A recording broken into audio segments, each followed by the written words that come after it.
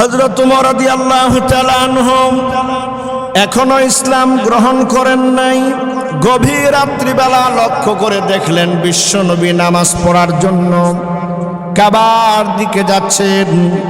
ওমর পিছনে পিছনে নবীজির পিছনে হাজির হয়ে গেল। নবী নামাজের মধ্যে দাঁড়াইয়া কোরআন তেলাওয়াত শুরু করলেন। সূরা হাক্কা তেলাওয়াত করতেছিলেন। সূরা হাক্কা প্রাণ ভরে হৃদয় দিয়া মন দিয়া যখন তেলাওয়াত করতেছে, হযরত ওমর পিছনে দাঁড়ায় দাঁড়ায় শুনতেছেন। ওমর মনে মনে চিন্তা করে, এই লোকটা কোনো স্কুলে পড়ে নাই, মাদ্রাসায় পড়ে নাই, মক্কার কোনো জায়গায় শিক্ষা গ্রহণ করে নাই। এত উচ্চাঙ্গের শব্দ বাক্য, এত চমৎকার সুরেলা আরবি ছন্দের ঝংকার, এটা উনি নামাজের মধ্যে কেমনে তেলাওয়াত করে? যেমনেই এই প্রশ্ন ছুড়ে দিয়েছে অমনেই নবীজি নামাজের মধ্যে তেলাওয়াত করলেন, ইন্নাহু লাকাউলু রাসূলিন কারীম। মানবতার হেদায়েতের জন্য আল্লাহ রাব্বুল আলামিন এই পবিত্র কোরআনুল কারীম নাজিল করেছেন। এটা হুদাল লিন্নাস, গোটা বিশ্ববাসীর জন্য হেদায়েত। এটা হুদাল লিল মুত্তাকিন, মুত্তাকিদের জন্য হেদায়েত। শুধুমাত্র মুসলমানদের জন্য নয়, গোটা পৃথিবীর সকল মানুষের জন্য হেদায়েত। যারাই কোরআনের কাছে আসবে তারাই ঈমানদার, চরিত্রবান, সুন্দর মানুষে পরিণত হয়ে যাবে। এই জন্য আল্লাহ রাব্বুল আলামিন সূরা আর রহমানের মধ্যে কি সুন্দর করে বলেছেন, আর রহমান তিনি দয়ালু, প্রেমময়, দয়াবান। তার দয়া এত বেশি, এত ব্যাপক, এত প্রশস্ত। আল্লামাল কোরআন, তিনি কোরআন শিক্ষা দিয়েছেন। খলাকাল ইনসান, মানুষ সৃষ্টি করেছেন। এখানে কোরআন শিক্ষার কথা আগে বলেছেন, মানুষ সৃষ্টির কথা পরে বলেছেন।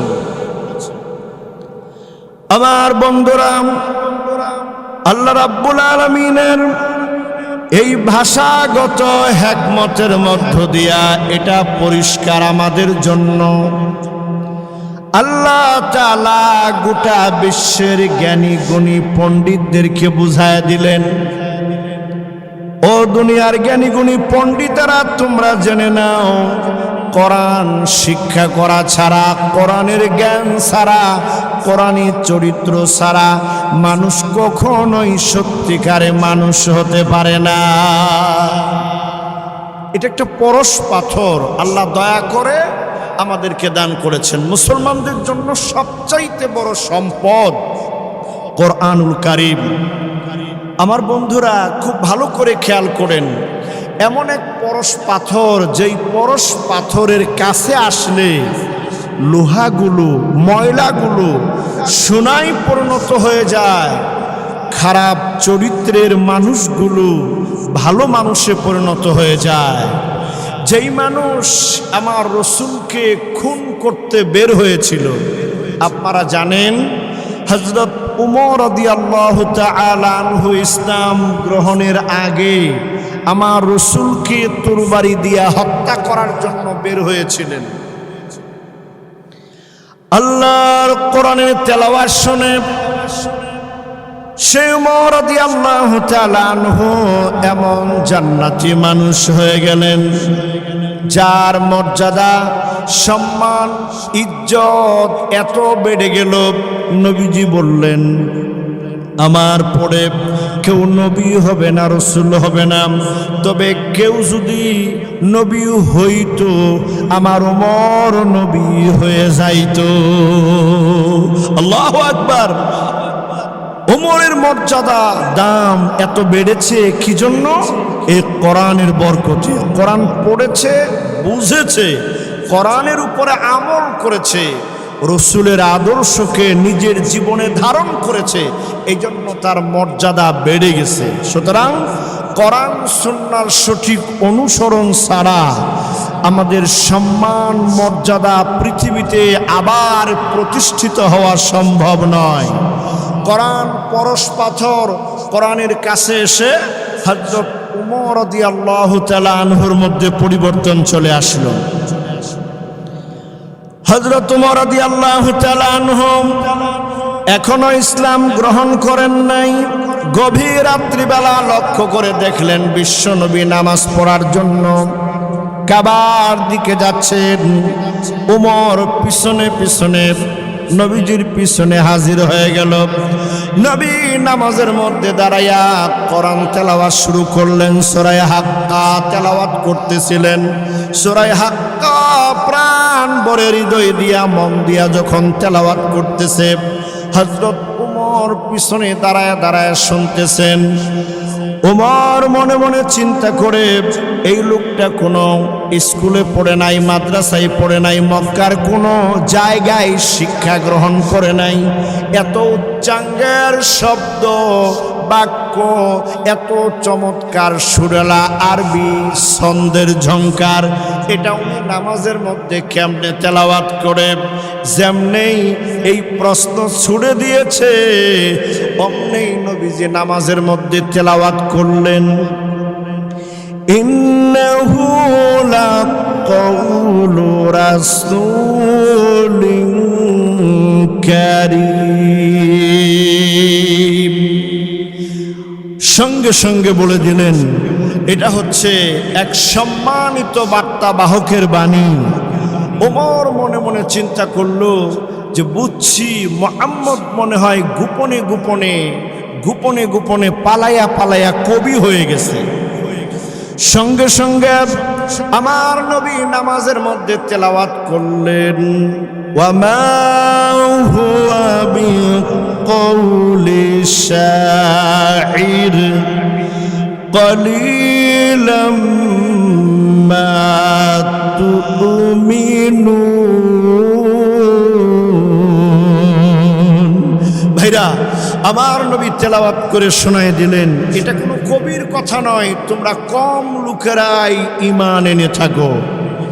ওমর পিছনে দাঁড়ায় চিন্তা করে, আমি তাকে সন্দেহ করছি, কবি বলছি আমার হৃদয়ের ভেতর থেকে, আমি এখনো কারো কাছে বলি নাই, ঠুট নাড়ি নাই, এই লোকটা কেমনে জানলো যে আমি তাকে কবি বলেছি? নামাজের মধ্যে জবাব দিয়ে দিল, অবাক হয়ে গেছে।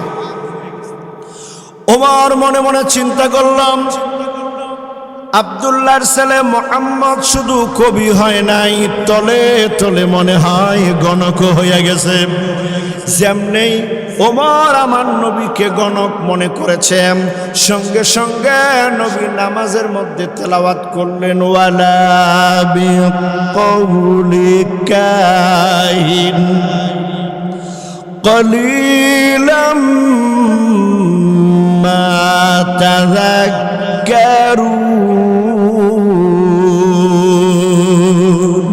এটা কোনো গণকের কথা নয়, তোমরা অল্প লোকেরাই উপদেশ গ্রহণ করে থাকো। উমর ভাবলো, এটা যদি কবির কথাও না হয়, গণকের কথাও না হয়, তাহলে এটা কার কথা? এই তৃতীয় প্রশ্ন উমরের হৃদয়ে আসার সাথে সাথে আমার নবী নামাজের মধ্যে তেলাওয়াত করলেন, তানজিলুম মির রাব্বিল আলামিন। এটা হলো বিশ্ব সমূহের প্রতিপালক আল্লাহর পক্ষ থেকে নাজিল হওয়া একখানা কিতাব। সুবহানাল্লাহ। ওমর অবাক হয়ে গেল, কোরআন শুনে হৃদয় নরম হয়ে গেল। এরপর নবীকে আক্রমণ করা বন্ধ করে দিয়া বাড়ি চলে গেল। অন্যদিন আমার নবীকে কাফেরদের প্ররোচনায় হত্যা করার জন্য তরবারি নিয়ে বের হয়েছিল, কিন্তু বোন ফাতেমার বাড়িতে গিয়া কোরআন তেলাওয়াত শুনে, সূরা তাহা তেলাওয়াত শুনে হযরত ওমর সঙ্গে সঙ্গে বলল, চলো আমাকে নিয়ে চলো। বিশ্বনবীর দরবারে এক্ষুনি আমি কালেমা পড়ে মুসলমান হয়ে যাব। সঙ্গে সঙ্গেই আল্লাহ নবীর দরবারে দারুল আরকামে গিয়া হযরত ওমর মুসলমান হয়ে গেলেন। এই খারাপ মানুষটা, সন্ত্রাসী মানুষটা যে নাকি নবীকে তরবারি নিয়ে হত্যা করার জন্য বের হয়েছিল, সেই মানুষটা কোরআনের কাছে এসে ওই গভীর রাত্রে কোরআন শুনে আর ফাতেমার বাড়িতে কোরআন শুনে ওমরের মধ্যে এমন পরিবর্তন চলে আসছে, এবার ওমর আমার নবীর জন্য জীবন দিতে প্রস্তুত হয়ে গেছে। কোরআনের আলোয় ওমরের হৃদয়টা আলোকিত হয়ে গেছে। কোরআনের কারণেই তার মর্যাদা অনেক বেড়ে গেছে। কিতাবের মধ্যে লেখক লেখে আপনারা অবাক হয়ে যাবেন।